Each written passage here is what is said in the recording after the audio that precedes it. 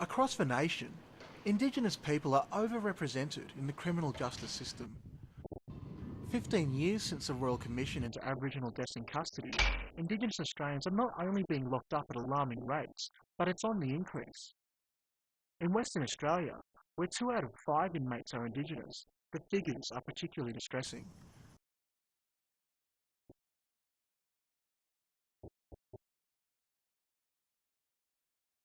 Currently, Aboriginal youth account for 64% of the state's juvenile custodial population.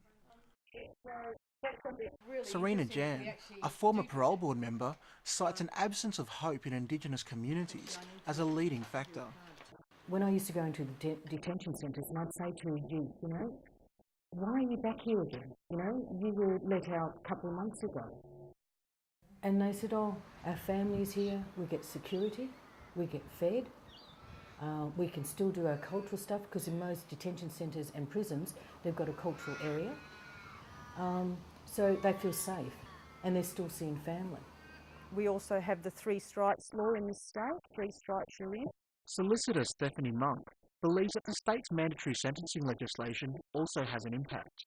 It's an unjust law, and it seems to be directed mainly at Aboriginal people. Aboriginal people I've seen it happen in public places. You might have a group of Indigenous Aboriginal youths over there and a group of white youths over there. I see the black Aboriginal group getting targeted, but never the white group. There's disorderly conduct charges, then they're often compounded with assault officer and resist arrest. The fellas in this state call it the trifecta. I got the trifecta. So it seems like every Aboriginal person who's arrested in disorderly charges ends up with, as I say, assault and resist charges as well.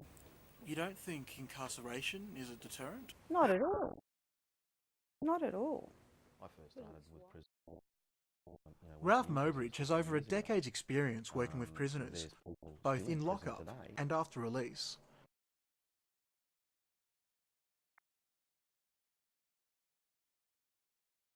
He worries about the cycle of imprisonment and the long-term effects it can bring. I've seen them when they were, maybe 20 years old, and now they're 35 years old and they've had children. Some people have said to me, I want to get out of here. I've had kids. I want to be there for them, and I want to watch them grow up.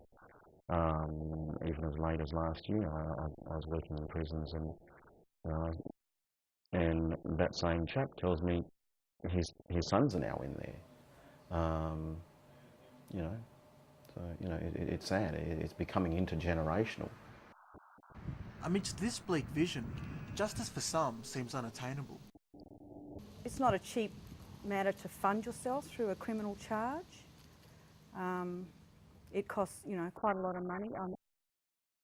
I believe that many times people plead guilty to things they're not guilty of because they just don't have the money to support themselves through the system.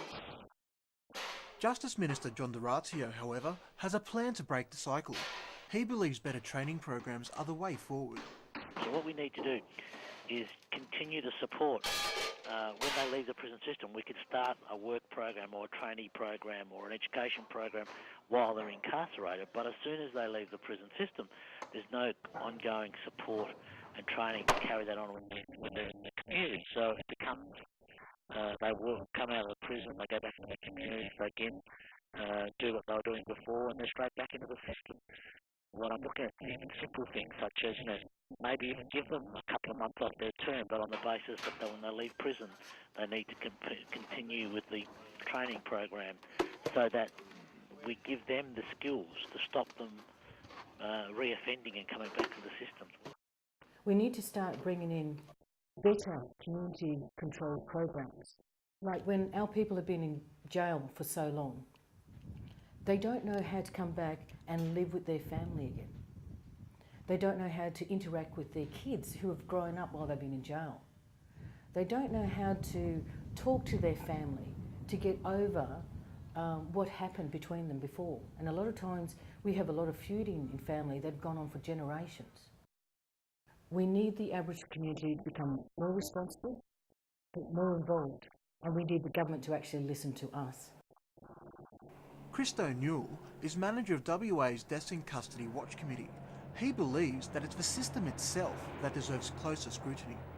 It's got to go back to the grassroots. It's got to go back to the structural racism that exists in Western Australia and in the rest of the country, dealing with the really basic issues of reconciliation, of self-determination. And for so long, this country's had a history of oppressing Aboriginal people, and the end result has been that there's a clash of cultures and more Aboriginal people are ending up in jail. It's not just about whether somebody's a racist as an individual or not, but it's about the structures and the institutions of society that, whether we want them to or not, actually disadvantage people. And it's quite clear that Indigenous people have been disadvantaged for over 200 years, and those things are simply not changing fast enough. It's not about changing Indigenous people, it's about changing the systems that we use